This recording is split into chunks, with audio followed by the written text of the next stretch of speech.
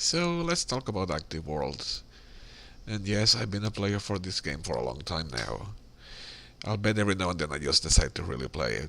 So if you know what active world is, there is a slight chance that you saw the Binsus video about 8 years ago wherever Beanie decides to explore AW meets, but we're gonna go into this part in just one moment. Okay, so the game started in 1994 by the hands of Ron Brivich, and it was first called Web World, and it still had the same essence, but there's no proper information that I could find that it will be showing the same description that I found online towards how the game was on back on 1994. There's still like a few things left, but I felt they weren't reliable. But one thing that is being constant in the game, that's my cat, one of them, if you hear there, that's Bond. But one thing that is being constant with the game itself is the web browser that it used to navigate to the different worlds, and it's really simple. It's really simple.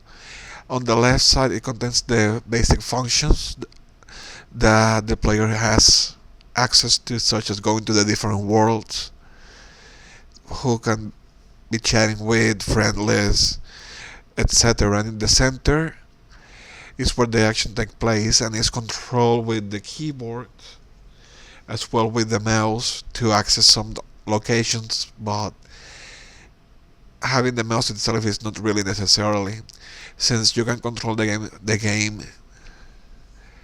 and you can control the game and the basic world with the keys, with the arrow shift control, etc. And you only will need the mouse whenever you navigate into the main interface, as well to open doors in certain worlds, but opening doors is not really necessary because you can just bypass the scenarios with shift. I don't really know exactly how you can play it on the Mac version because I have PC, but that's something else. The game itself is quite open, and the main world, Alpha World, it's probably as big as California itself, and it contains several locations that you can visit with.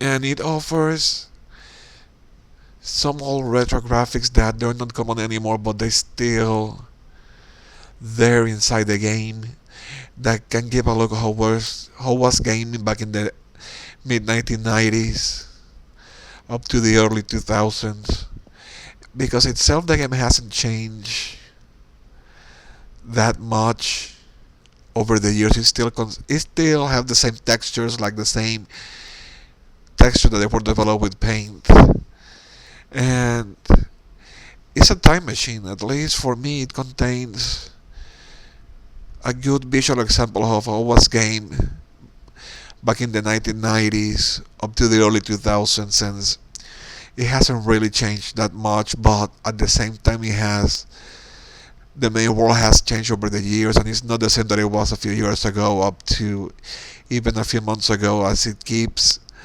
constantly evolving. And whenever you are inside the world, you can also click on certain photos or hyperlinks or cubes, and it will transport you to different locations around the world, around the different worlds, which I think is quite nice.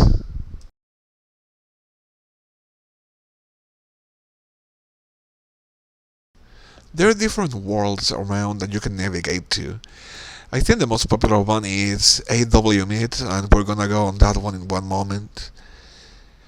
But there's some other world, like the one that you're seeing on the screen, that is just an idealized version of Mars. And what you're seeing on the left and right side are teleportation paths that they will access different locations on the map that you're visiting, but also they can send you to other worlds around. And what you're seeing is actually something that got taken in other games such as VR Chat,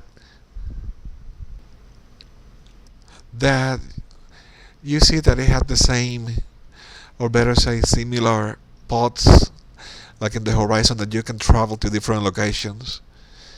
And you can see how much active worlds essentially inspire social games such as VR Chat, Second Life, but we're not gonna go on that one.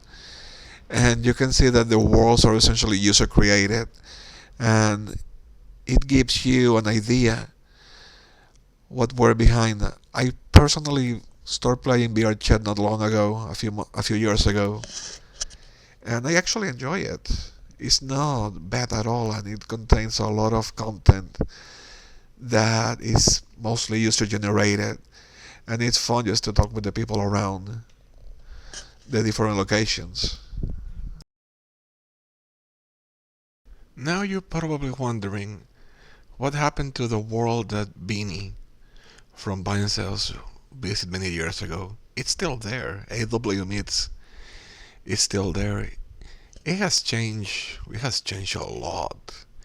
But at the same time, it seems to be the same place that it was almost 8 years ago. I'll bet it's not anymore in the nighttime. It's on an endless afternoon that it brings melancholia.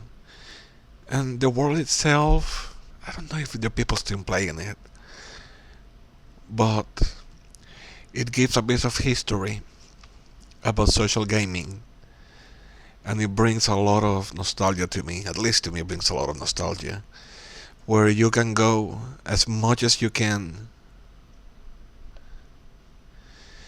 and it's almost as a visual passage to what it was in the early 2000s because of the aesthetic that the world has.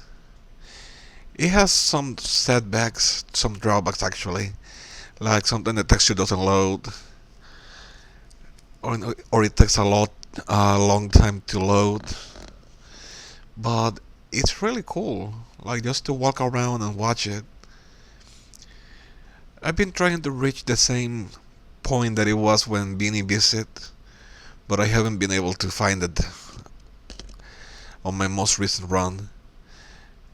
But that doesn't mean that I didn't enjoy it. And this is for now. Thank you so much for watching, and I hope you have a nice day and a pleasant tomorrow.